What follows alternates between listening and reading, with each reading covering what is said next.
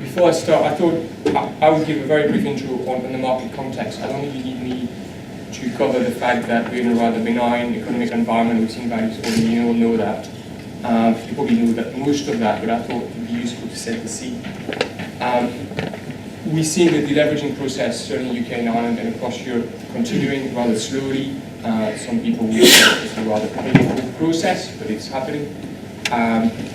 Yes, a number of CMBS are also coming to maturity. It hasn't been the Armageddon that some people were predicting, but clearly it is helping the flow of transactions, and we're seeing a variety of solutions coming out of that.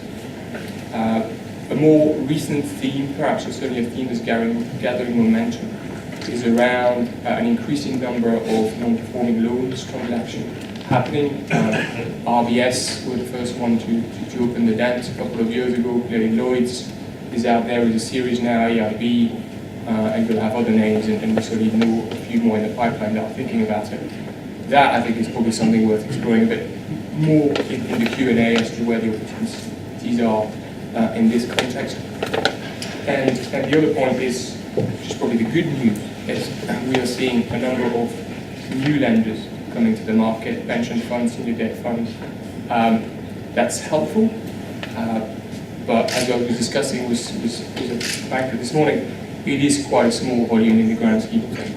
And the fundamentals are, they are understandably focusing on the better corner of the market. And the fundamentals are that really the big problem, and perhaps the opportunity for a number of you in the room, is more where the banks are not willing to go, and where the leverage level is still too high, and someone needs to bring another source of capital to be able to rebalance these balance sheets. Final point I would touch on, which I think we all read about at a macro level, is a number of regulatory changes, call it Basel III, call it Solvency II, which I think has been in the pipeline for a long time, but it's only, from my perspective, over the last 6 to 9 months, where we've seen these regulations changing the tone of conversations between borrowers, lenders in distressed positions, as well as new capital providers. I think that's an interesting dynamic which is playing out.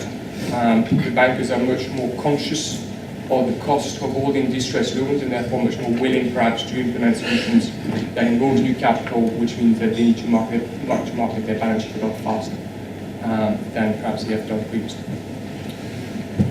That's what I was going to say on that. Really what I was trying to do here is pick up on five potential solutions. At one extreme, you have the more involved solutions where effectively a bank is prepared to put its balance sheet to work, to own some of the assets longer term, deploy capital, work them out proactively.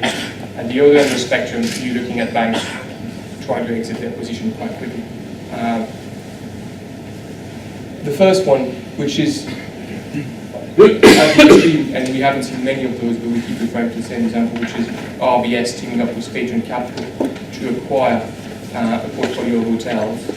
That solution, as I said, we haven't seen used a lot, but the fundamentals are a bank which typically has security over a number of properties by loans would basically acquire them, work them out, looking to exit. Quite an involved solution. It's quite expensive to do from a balance sheet perspective. We know of a number of private equity firms trying to team up with banks doing that, but it's fair to say that we're still seeing that as the exception rather than the norm. I think the banks do see value in new money partners coming in. The challenges are the cost of holding down their balance sheets quite high. Probably more common and probably more relevant to a number of you in the room is what I've put broadly in the asset management led strategy bucket. In this, and we saw quite a lot of that early in the cycle, you basically have a situation which is significantly out of the money, call it a loan of 100, an asset value of 20. Perhaps these assets haven't been as actively managed as they could have been.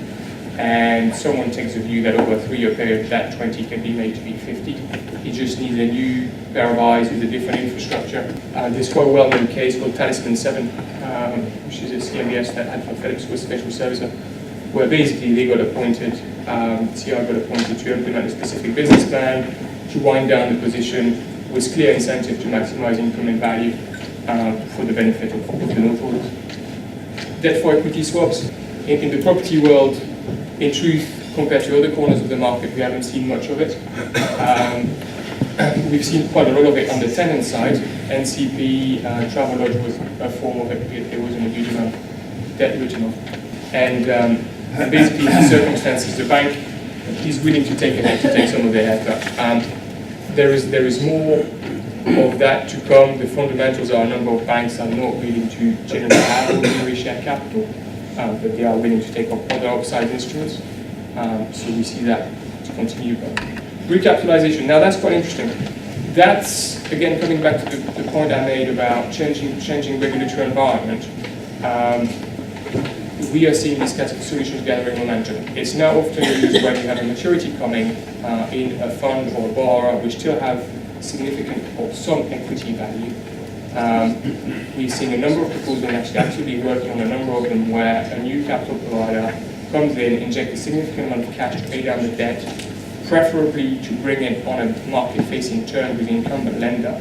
So no need to bring external debt in, but the cost of holding from the bank's perspective is much reduced, and they just get an extension as a result of that.